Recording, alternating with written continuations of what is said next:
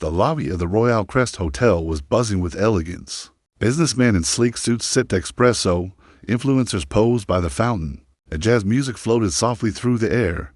Behind the marble front desk stood Tiana Brooks, 28, smart, ambitious, and carrying the weight of 3 side hustles and her grandmother's dreams. She nearly dropped her coffee cup when a man stepped through the revolving doors. He looked like a man who just survived a storm in the mountains.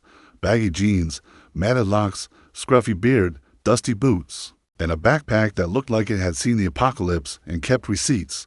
Tiana's eyes widened. "Not in here," she muttered, placing her coffee down and striding across the polished floor with her work heels clicking like a warning. "Excuse me, sir," she said, cutting him off before he could get close to the velvet lounge area. "Are you lost?" The man turned slowly. Despite the rugged look, his deep brown skin glowed from the sun, and his eyes, warm, sharp, and unexpectedly kind, met hers. For a moment, Tiana paused. There was something in his gaze that didn't match his unkempt look. "I can help you find the nearest shelter," she said, flashing her best professional smile. "There's one about 6 blocks west." The man chuckled, his voice calm and disarming. "Appreciate it, but I was hoping to get a room." Tiana blinked. "A room? Here?" She glanced around nervously. The Wellington twins from uptown were already throwing her looks. The hotel's reputation was gold, and letting in someone who looked like he hadn't seen a shower in weeks. "Risky. Double quote, sir. Our rooms start at $500 a night," she said quietly. "And the suites, well, they're significantly more." "I understand," he replied, adjusting his backpack. Tiana hesitated. Something about him tugged at her humanity. She sighed and reached into her purse, pulling out a crumpled $5 bill. "Here, for a sandwich," she said softly. "You look like you haven't eaten today." His lips parted slightly, not out of offense, but surprise. He stared at the bill, her lunch money, and something shifted in his chest. "When's the last time someone cared if I was hungry?" he thought. "That's real kind of you," he said. "But I really do need a room. I've got a credit card." Tiana narrowed her eyes. "Backpackers always say that," she mumbled, then straightened up. "All right, but any trouble and you're out." He nodded. She led him back to the front desk, subtly signaling to Lamar, the hotel security guard, to keep an eye. She wasn't trying to be cold, just cautious. "Name?" she asked, fingers poised above the keyboard. "Malik Jordan," he said. She didn't look up. "ID and card." He handed her both. The license was dusty. The credit card was matte black. "What type of room?" she asked. "What do you have available?" He returned calmly. Tiana checked. "Standard room, $250 a night." Malik smiled. "I'll take the presidential suite." She froze. "The presidential suite? It's available, isn't it?" Tiana stared at him like he'd just asked for the moon. "It's $3,000 a night." "That's fine." Her mouth parted slightly. She ran the card. "Approved." She ran it again just to be sure. "Still approved." She stared at the screen, then at Malik, then back again. "That went through." "It did," he said. "You need me to sign anything?" She nodded slowly. "Several forms." As he signed, she scrutinized every signature like a detective on her first big case. Then she snapped 3 security photos. "Flash on, just in case. The suit's on the top floor," she finally said, handing him the key card. "Elevator to your left." Just then, a voice cut through the air. "Tiana, everything all right here?" She turned to see Marcus Ellison, the general manager, walking over, suave, professional, always smiling. "Yes, Mr. Ellison," she said. "Just checking in, Mr. Jordan." Marcus's face changed the second he heard the name. He blinked. Then his smile turned real. "Mr. Jordan," he said, stepping forward and extending his hand with genuine respect. "Welcome back. How was the retreat?" Tiana blinked. "Retreat?" Malik shrugged. "Eye-opening. Different from what I'm used to." Tiana's eyes narrowed. "Mr. Ellison, can I speak to you a moment?" Privately. Marcus followed her a few feet away. She leaned in. "He might be scamming," she whispered. "The card went through. But look at him. Something feels off." Marcus looked past her at Malik, who was admiring a vase full of orchids, his backpack slouched by his feet. "Tiana," he said slowly, "you know who that man is? An heir. Lottery winner." She guessed. Marcus paused. "Something like that." Across the lobby, Malik caught part of the exchange. He smirked to himself. Lottery winner. Easier than explaining the billions. In my trust. He waved at them. Tiana smiled back politely, her mind spinning. This man was strange, mysterious, and now renting out the top suite of the hotel. And she had just handed him $5 for a sandwich. Tiana couldn't sleep that night. She kept replaying the moment she offered Malik that $5 bill, and how he looked at her, not with pity or pride, but something in between. Gratitude, confusion. It had felt sincere. And now the mystery deepened. If he wasn't a scammer, and he wasn't homeless, and Mr. Ellison knew him, then who exactly was Malik Jordan? Still, in Tiana's mind, one thing was certain. He needed help. The man had no idea how to act like someone who just came into money. His jeans were faded beyond repair. His shoes looked like they had stories to tell. And he had walked into a 5-star hotel with a backpack held together by faith and duct tape. I can't let him embarrass himself, she whispered to herself the next morning as she arrived at the front desk. It's my moral duty. She pulled out a notepad and scribbled at the top, how not to look broke in bougie places. The list grew fast. No flip-flops in public areas.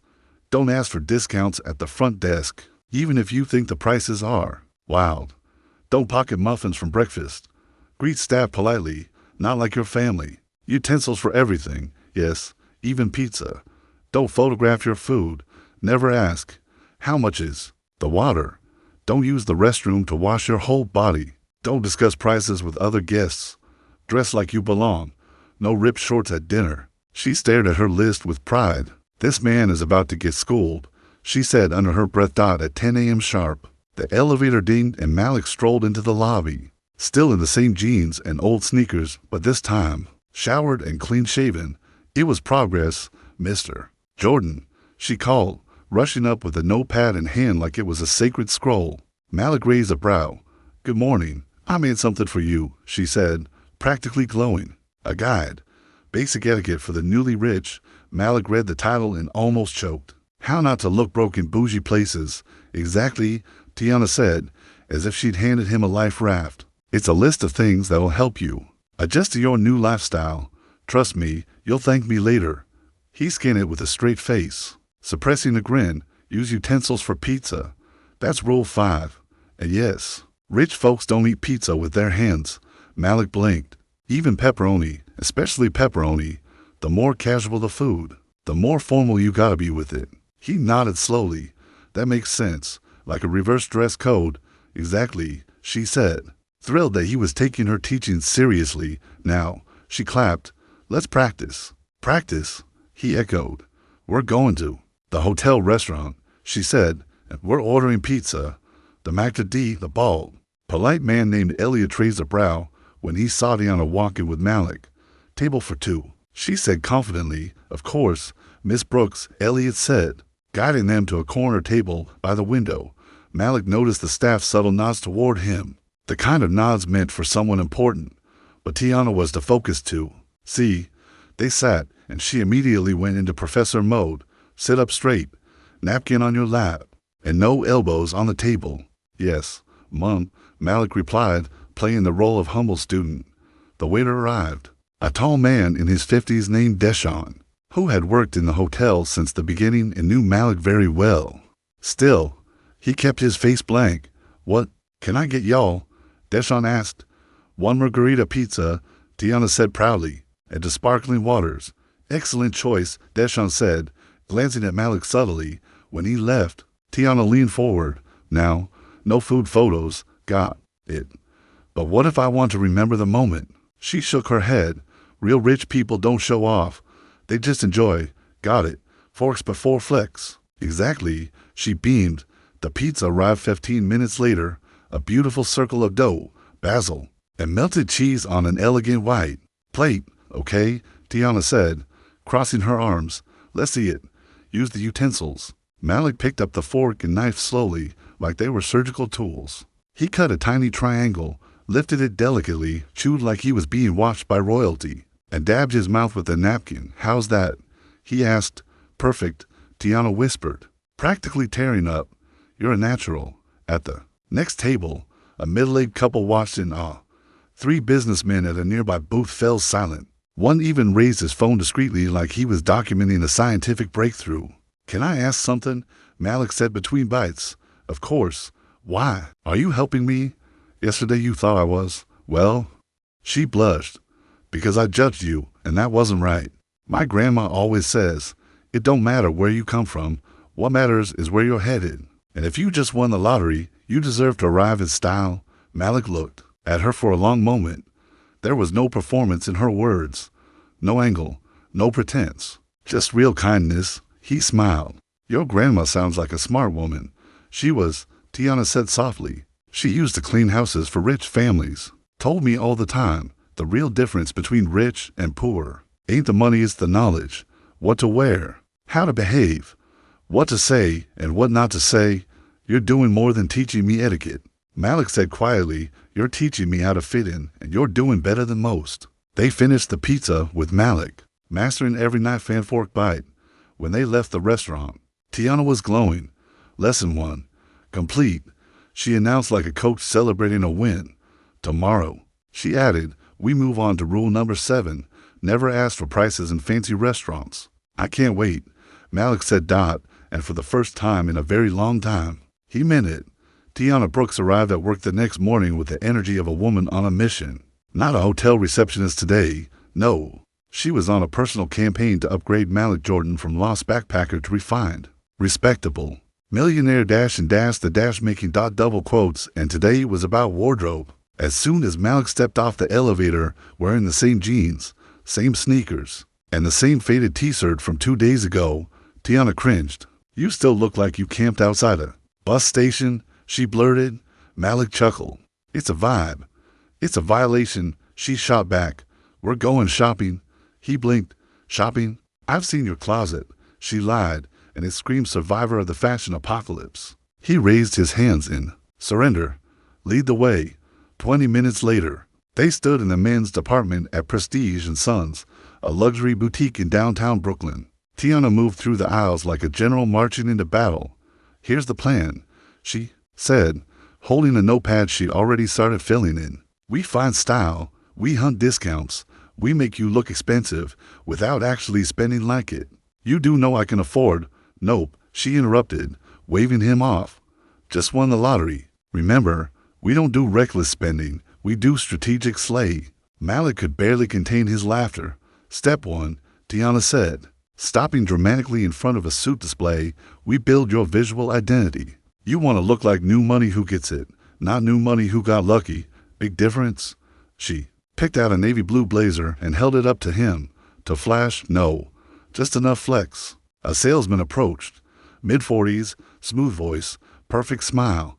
His name tag read Clarence. "Can I help you today?" "My friend here," Tiana began, taking full control, "needs a full wardrobe, suits, shirts, shoes. The works. But we're looking for real value. Fair prices." Clarence nodded, though his eyes flickered between Malik's rugged outfit and Tiana's fierce energy like he couldn't quite place their dynamic. "I can show you some options." "Wait." Tiana held up her hand like she was directing traffic. "Before we see anything, let's talk numbers. Do you offer discounts for bulk purchases?" We have some promotions," Clarence replied, slightly off balance.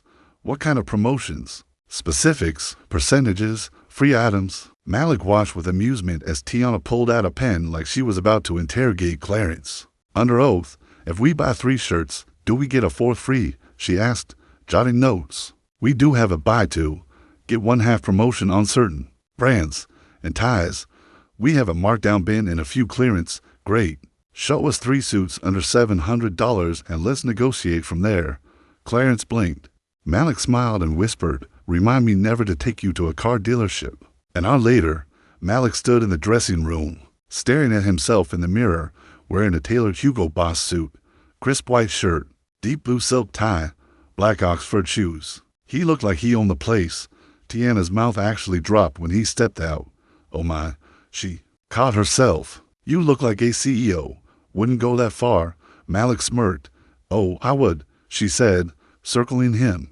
"You look like you could buy a company just for fun." Malik shrugged. "Maybe I will." "What's the damage?" Clarence came back with a total 2,000 $40 before discount. Tiana stepped forward like a boxer entering the ring, and after our negotiation, $1,836, her face lit up. We saved over $100. She turned to Malik with the biggest grin. Malik, that's $200. That's groceries for a month, or 2 minutes of valet parking in Manhattan, he teased. But he pulled out his card. Wait, Tiana said, stopping him. What now? That tie, she said, pointing at a sleek Hermes tie on a nearby shelf. He liked it. You quoted $100. What's your real price? Clarence sighed. The markdown applies. Give me the friend price, she said, folding her arms. Don't make me pull out my spreadsheet. After another 10 minutes of back and forth, he caved.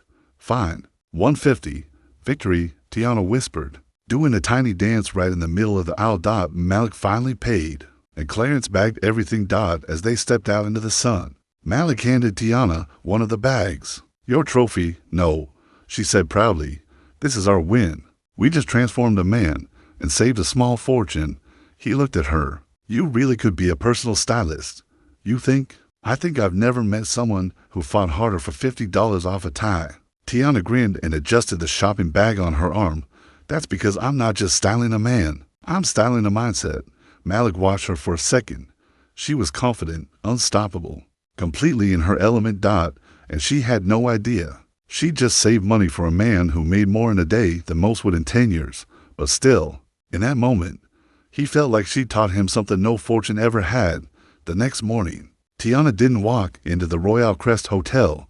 She danced in, braids pulled back into a ponytail, smile wide, and something large and plaid swinging in her hand, a picnic basket. Malik, now freshly shaved and still dressed in his newly purchased, humble millionaire gear, jeans without holes and a fitted t-shirt, raised a brow when he saw her. Should I be worried? He asked. Surprised, Tiana replied with flair. Today's not about etiquette or fashion.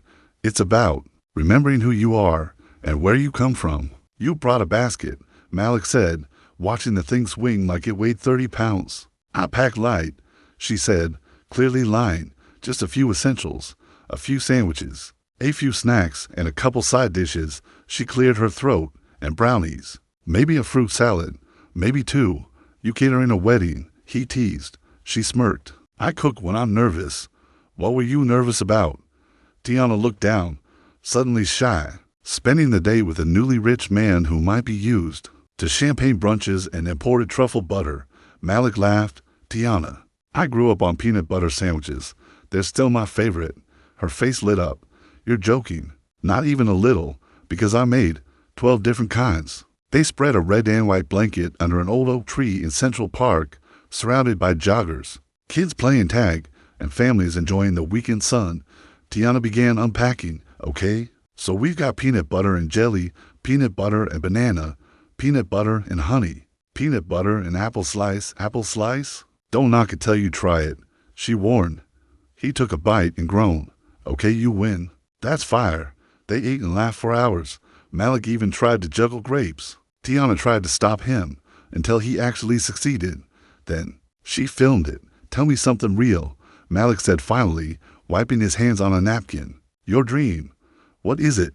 Tiana's eyes softened. I want to write stories, real ones, about ordinary black folks in extraordinary situations, like a barista who saves a senator's life, or a mail carrier who finds out her neighbors, a retired spy, or she paused. A hotel receptionist who teaches a billionaire how to eat pizza with a fork. She blushed. Something like that. I'd read every page, Malik said sincerely. Tiana shrugged. They're just dreams. I work full-time and part-time and still can't afford rent without a roommate. Starting a bookstore cafe in Brooklyn. That's like saying I want to own the moon. Malik watched her as she looked out across the lake. You know, she added softly. I think the world needs stories like that. Ones that make people feel like they matter, no matter how small their world looks. You're right, he said. You should do it. With what money? She laughed. You think passion pays the lease? He didn't answer. Because for Malik, $1 to $100,000, what she estimated it'd take was the cost of a random watch in his drawer. But he said nothing. He didn't want to insult her drive by solving a problem with money. He wanted to earn her trust, not buy it. His phone rang. He glanced at the screen. David Chen, his company's CFO. He grimaced. I need to take this. Go ahead, she said, sipping apple juice. David, what is it, sir? The German board wants to revise terms on the Munich hotel acquisition. They're pushing hard. Not now, Malik said quickly. But sir, it's the $0.3 billion. David, Malik said, locking eyes with Tiana. Speak like we're discussing a shift swap at McDonald's. David paused. okay? Think of it like the managers arguing over combining lunch and dinner shifts. Much better. Malik said. Tiana blinked. McDonald's has shift mergers, apparently. He smiled. Dang, she said, clearly impressed. You must be like regional, something like that, Malik replied. Then her face twisted. Wait, were you speaking German just now? Malik froze. Did you just say auf Wiedersehen? Maybe. She gaped. You speak German? Yes. How many languages do you know? 5. 6 if you count Italian. She gasped. 5. To work at McDonald's. I watch a lot of foreign films, he said smoothly, and I like Netflix's international section. Her admiration turned to full-on You might be the most fascinating man alive, she said, tossing a grape in his direction. You're like a walking, peanut butter-eating polyglot. He laughed so hard, he almost spilled his drink. Tiana leaned back on the blanket and sighed. Thanks for this. For what? For letting me feel like life can still surprise me. Malik looked at her, the wind catching her curls just right, her skin glowing in the sun. I promise, he said softly, no matter how big my life gets, I'll never forget people like you. Tiana looked up at him. You better not, she said with a smile, and for once, the billionaire wasn't playing. He meant every word. Tiana Brooks stared at the ceiling of her shared apartment that night, her mind spinning like a washing machine on high. Something wasn't adding up. Malik spoke fluent German and Spanish and French. He got phone calls that sounded like multi-million-dollar deals. Restaurant staff treated him like royalty. Every person at the hotel who mattered already knew his name. Even the head chef at the fancy restaurant bowed when he walked by. And yet, he was supposed to be a lottery winner. Tiana sat up. Nope, I'm not crazy. He's hiding something. She had seen enough crime documentaries and reruns of Scandal to know what this was, a cover-up. If Malik Jordan is really who he says he is, she whispered dramatically, then I'm Beyonce. The next morning, Tiana arrived at the hotel in a full undercover outfit she'd assembled from the hotel's lost and found drawer and a clearance sale at the drugstore. A big pink floppy sun hat. Check. Sunglasses the size of satellite. Dishes. Check. Newspaper with holes cut out like cartoon spy glasses. Absolutely. Tony, the head of security, watched her from the corner of the lobby and immediately radioed the team. Marcus, confirm. Tiana's walking in, wearing a sun hat, dark glasses, and reading a newspaper with holes in it. Marcus responded, confused, like a disguise. Exactly. Keep an eye on her, but don't engage. She might be going through something. Tiana crouched behind a marble column near the elevator, whispering to herself like she was narrating a spy documentary. Target spotted. Subject Malik Jordan entering elevator, wearing suspiciously clean sneakers and carrying himself like he owns the building. As soon as Malik disappeared into the elevator, she sprinted up the emergency stairs, heels clicking all the way to the 3rd floor. She beat the elevator by 3 seconds and ducked behind a housekeeping cart. Agent Brooks in position, she whispered, peeking through her hole-punched newspaper. Malik stepped out of the elevator and casually walked down the hall toward the presidential suite. Tiana's mouth dropped open. Presidential suite. Again. Who just lives in a $3,000 a night room? She followed at what she believed was a stealthy distance, which, to everyone else, looked like a woman clearly stalking a guest with spy glasses and a fake limp dot. Malik closed the suite door. Behind him, Tiana ducked behind a decorative plant and grabbed her notepad. Subject shows no signs of financial confusion. Walks like a man who's owned a private jet. Confirming theory, either international spy, low-key royal, or undercover prince from Wakanda.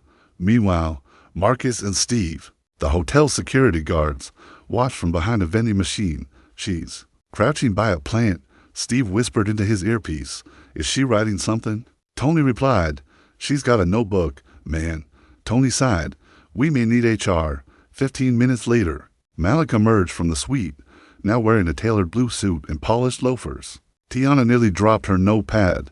"Who is this man?" she gasped. Gone was the rugged backpacker who once looked like he'd just climbed out of a sleeping bag. This man looked like he was heading to a board meeting in Dubai.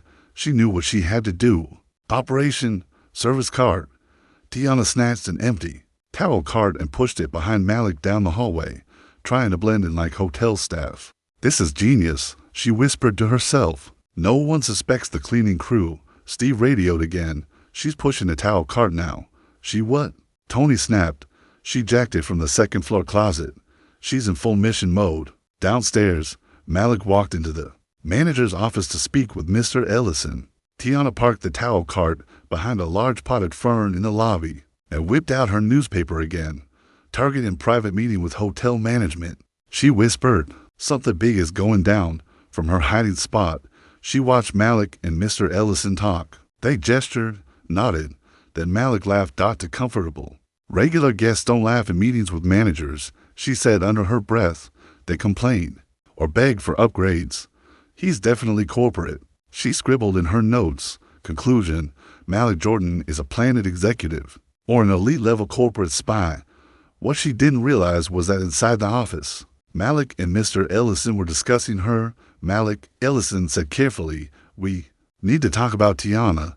Malik tilted his head. "What about her?" "She's been investigating you." Malik laughed. "Investigating?" Ellison pointed out the window. Malik looked up, and there was Tiana behind a giant potted plant, sunglasses shining, notebook in hand. Malik blinked. "She thinks I'm a corporate spy." Ellison nodded. "Apparently, yes." Malik stared at her. Pink hat, cart full of towels, notebook clutched to her chest like it was national security intel. He couldn't hold it in any longer. He laughed, so hard he had to hold the desk. "Don't worry," he said finally, wiping tears. "I'll handle it." Outside the office, Tiana made one final note before ducking back behind the cart.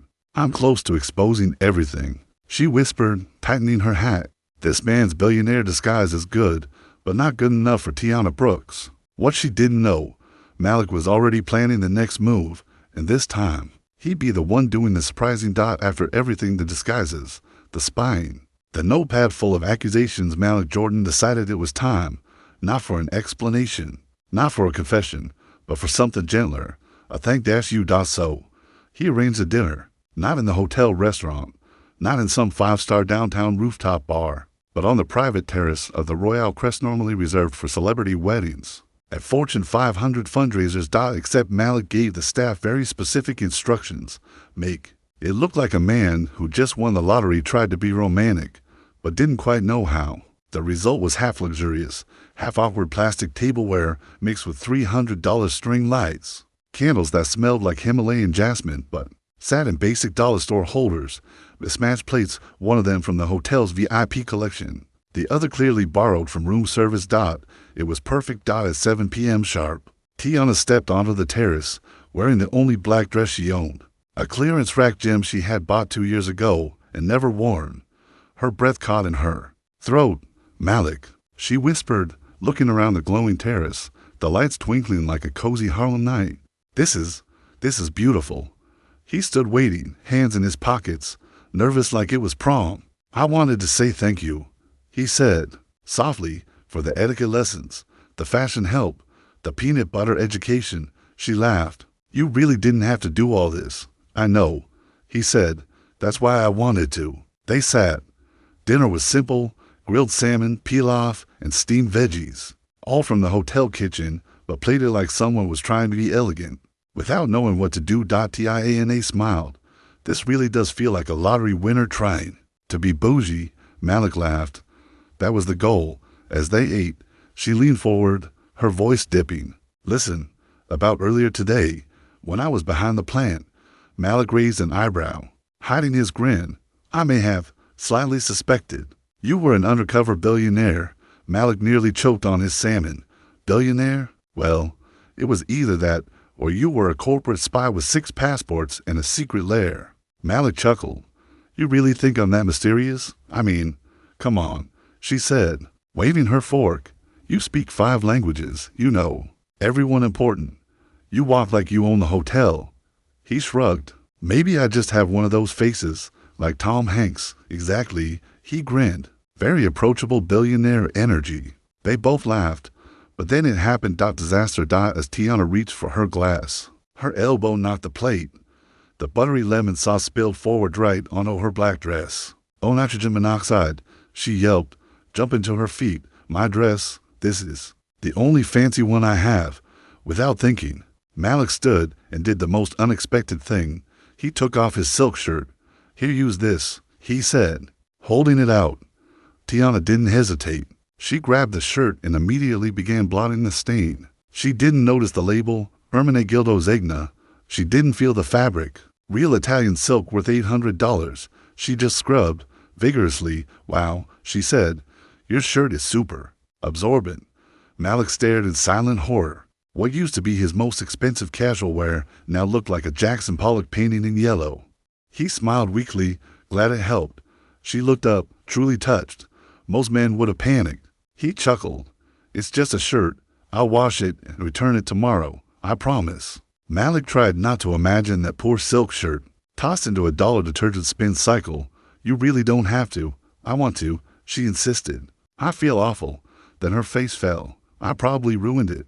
That shirt had to cost. What? Like $50? Malik choked back a laugh. Something like that. I'll replace it. Tiana, seriously, it's okay. They sat back down. I feel like a tornado at a dinner party. She groaned. No, he said, smiling. You're the reason this dinner doesn't feel fake. She looked at him. That's the nicest thing anyone said to me all year. As dessert arrived, cheap chocolate mousse in crystal glasses, she leaned back. Malik? Yeah. Promise me something, anything.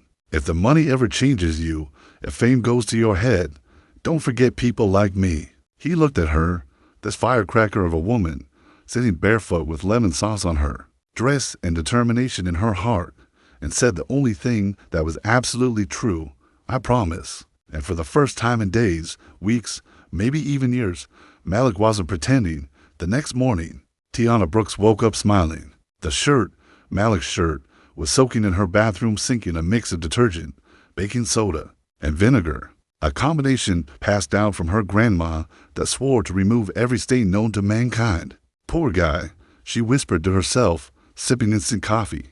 He probably only had a few nice things and I went and ruined one of them. Then she had a spark of inspiration, a short story about a man who didn't know he was rich. She opened her slow, beat-up laptop and started typing the title, The Lottery Winner Who Didn't Know He Was Rich. She stopped. Wait, what if Malik Jordan is someone real, just to be safe, to avoid copyright drama? She told herself.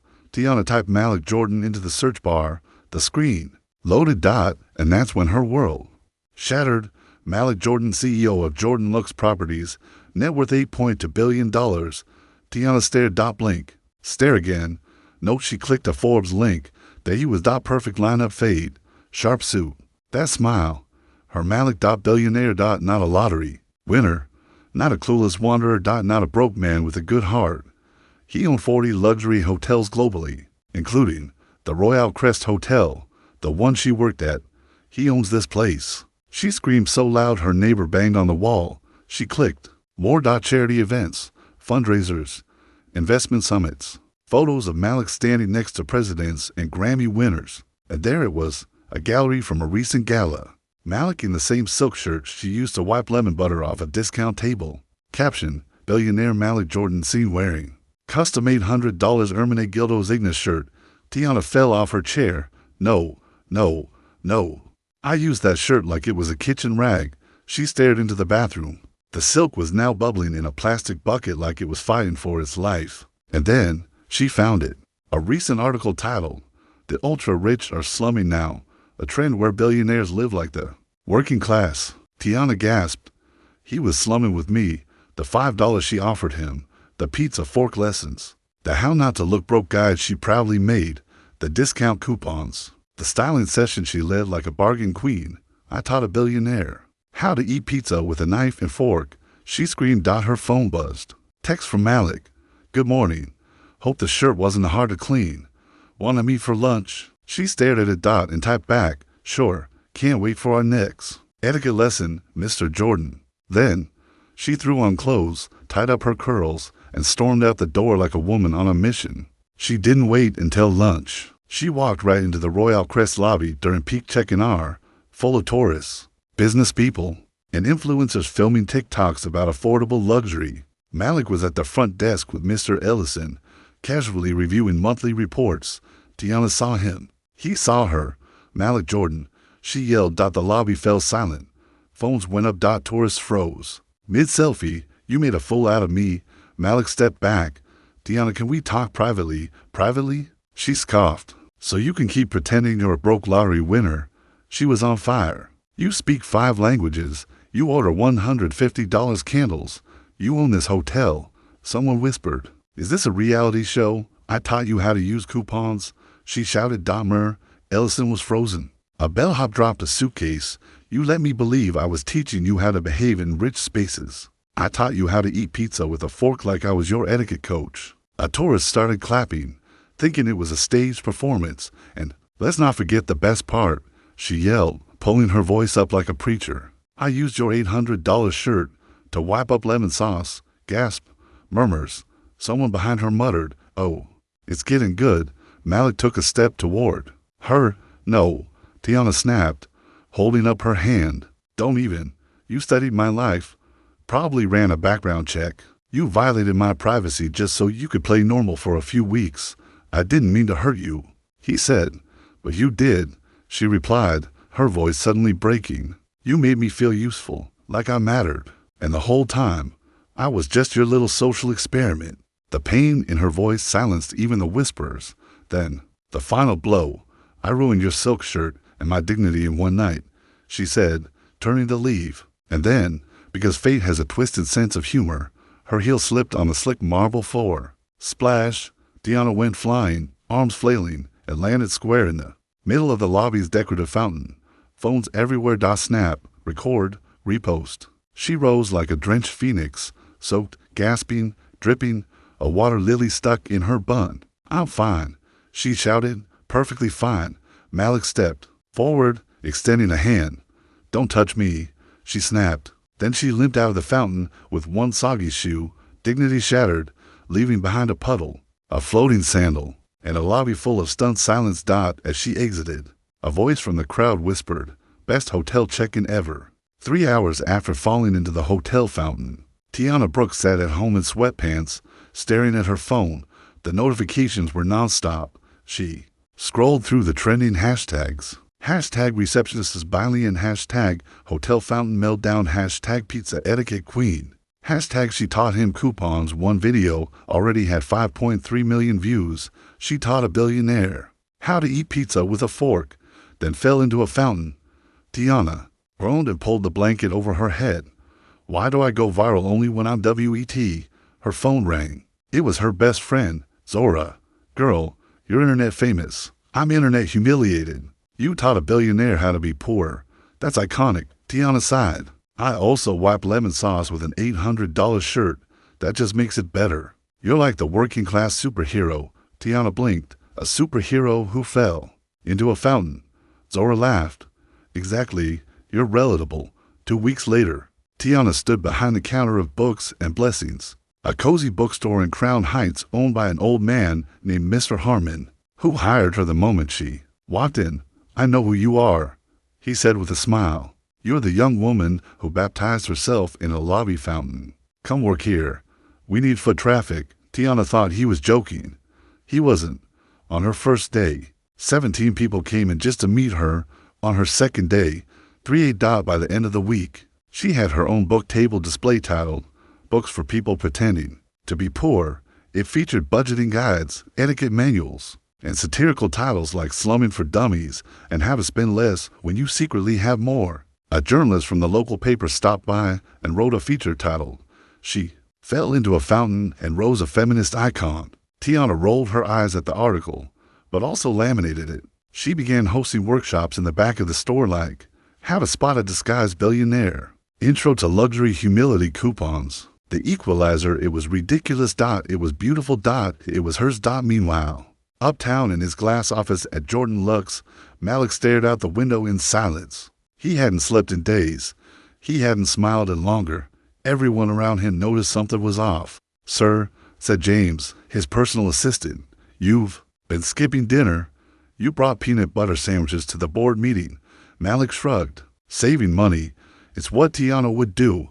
You also canceled your gala reservation and ordered juice boxes." "I'm trying to simplify, sir." "You own 12 luxury hotels." Malik looked at the Zegna shirt folded in a box in his office, now with a faint yellow lemon stain. He missed her correcting him, bossing him, fighting store managers over ties. He even missed her notebook full of spy notes. At the bookstore, Tiana was organizing a shelf when the bell rang.